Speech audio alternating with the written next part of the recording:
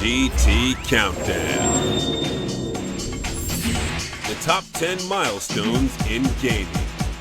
We've come a long way since the advent of joysticks and D-pads. Every 4 or 5 years, our holiest of hobbies meets another benchmark that reminds the other entertainment mediums that video games are what truly push the envelope. A milestone changes everything. Suddenly, the old is gone and the new sets the precedent to follow. We pondered lots of industry earthquakes, from force feedback to the disastrous crash of 1983, but the following 10 landmarks refuse to be ignored. Video games come and go, but these milestones are eternal. Number 10. Mature game. Before headshots, chainsaw duels, and sex-fueled parties, video games centered around simple, rated G concepts. Eat the pellets, whack a barrel, you get the idea.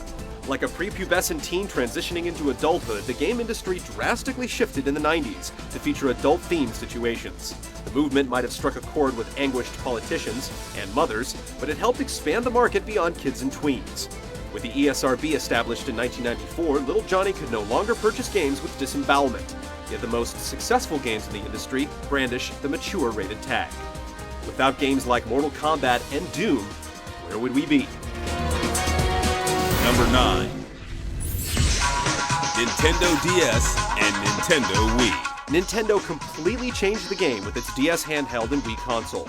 Making buttons and analog sticks yesterday's news, these new ways to interact with electronic entertainment have broadened the scope of consumers far more than anyone predicted. Suddenly it's cool for mom and dad to get in on the fun, or for 20 and 30-somethings to have video game-themed parties. And it was all thanks to Nintendo's accessible control styles that made playing games simple and easy to enjoy. If you need any further proof of what monumental moments the release of the DS and Wii were, look no further than Microsoft's Kinect and PlayStation Move. Once again, Nintendo saw the future and delivered it first. Number 8. Analog stick. Looking back, Space World 1995 will be remembered for a few notable milestones: the Nintendo 64, Ocarina of Time, and surely Super Mario 64. But the most lasting legacy to come out of that event wasn't a game or console, but a thing. It's hard to imagine where gaming would be without the analog stick, nor could we imagine a console these days without one. Mario's first fledgling tiptoes, footsteps, and full-on jaunts in 3D were only possible with the N64 controller's analog stick. Challenging developers to think in 360 directions instead of just 8, once again the rest of the industry took Nintendo's idea and ran with it. Crucial to the growth of all 3D gaming, the analog stick is an indispensable part of video game history, earning it the number 8 spot on our countdown. Number 7. Xbox Live. Online gaming is one thing, but creating an online community where players could interact, express, purchase, watch, listen, and just about any other verb you can think of was truly groundbreaking. It was no longer good enough to have a matchmaking service with dedicated servers. We needed friends lists and achievements. We needed video chat. We needed a party system. We needed avatars. And we didn't know we needed these things until Xbox Live told us we did. As the service evolved from its simple roots, it only became all the more essential to a healthy game-playing life. And as time wore on, it only became more apparent that Microsoft's competitors needed to jump into the fray or be left behind. Xbox Live changed how we would play video games, both by ourselves and with others, for the rest of our lives. Number 6. Nintendo Game Boy. In the late 1970s, Mattel's first handheld games used rows of LEDs to represent race cars, enemy projectiles, or athletes. The 80s were dominated by LCD screens, with wristwatch games and handhelds from Nintendo and Tiger.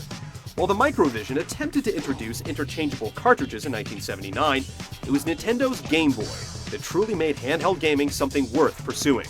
With a wide range of swappable games, a dot matrix display, and a lengthy battery life, it outlasted one competitor after another. With the inclusion of Tetris, it took off with adults as well, paving the way for the broader market that embraced the DS, PSP, and iPhone today. Number 5. Online gameplay. One of the biggest paradigm shifts of the last decade has been the online game's rise to prominence. Sure, back in the days of Maze Wars, playing games with other people through a computer network was archaic and a little more than a novelty, something that would never take given the scarcity of the required infrastructure. But today, the most enduring, addictive games we play are built around an online network, from World of Warcraft to Modern Warfare 2. Remarkably, it still feels like we've barely crossed the threshold, but online gaming has already allowed us to bridge the gap of thousands of miles and test our mettle against the best. The social aspect can also not be overlooked, with some games being nothing more than glorified chat rooms.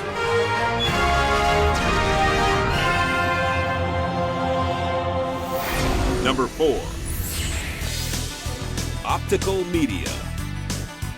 Quality and quantity in gaming took a huge step up with the advent of optical media.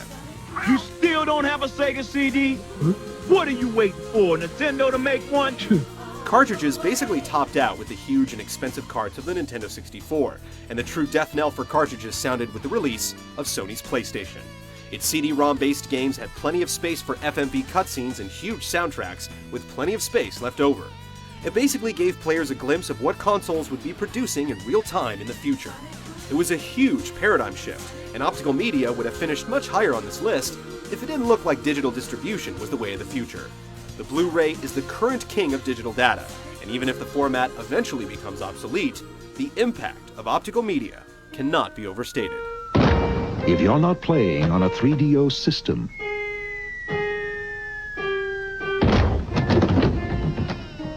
what are you playing with? Number 3. 3D. The industry originally held to only one perspective, and its earliest efforts at breaking down this wall, like Wolfenstein, Star Fox, and Virtua Racing, only masked the immense challenge of creating a virtual world in 3 dimensions. Then came the PlayStation and the Saturn, and with them Battle Arena Toshinden, Warhawk, Jumping Flash, Crash Bandicoot, and Tomb Raider. Our eyes were open to the future and we pondered the possibilities. Then, Nintendo gave us Super Mario 64, a game that would show us how we'd navigate the 3D space for the foreseeable future. In 2 years, the groundwork for the next 2 decades was written. We're still riding the wake of the 3D revolution. Number 2. Coin-op. We've been paying for virtual amusement since the 1920s, but it wasn't until 1971 when Galaxy Game by Stanford alums Bill Pitts and Hugh Tuck and Computer Space from Pong parent Nolan Bushnell that gaming became a bona fide business. By building their arcade cabinets by hand and working deals with local pubs, they became the pioneers of monetizing video games. Tin boxes with plastic knobs and cathode rays became Space Invaders, Pac-Man, and Donkey Kong. That decade's arcade boom was the big bang that built this industry. The word arcade took on a whole new meaning. The market would become dangerously close to falling off a cliff due to excessive optimism, but the epic dawn of electronic entertainment had come. Number 1. Home console. Electricity is the primordial goo of all things games, arcades their eternal incubator, and the home console is the communion, the crucible, the crux between man and electrical merriment. Melodrama aside, home consoles turned games from quarter munchers into big money purchases with long adventures that could be played from the comfort of your couch, and they brought us variety with interchangeable cartridges. We've couched these sub-milestones within home consoles, along with the PC. Game experience evolved when they weren't out to drain your wallet bit by bit. Cartridges, as opposed to standalone Pong machines, offered constant variation, excitement, and are always fun to trade with friends. When you could bring games into your house, they were no longer a destination nor a distraction. They were part of the family. Here's Pac-Man on ColecoVision. But here's Pac-Man for the Atari 5200 Super System. Now you're talking. Reach for a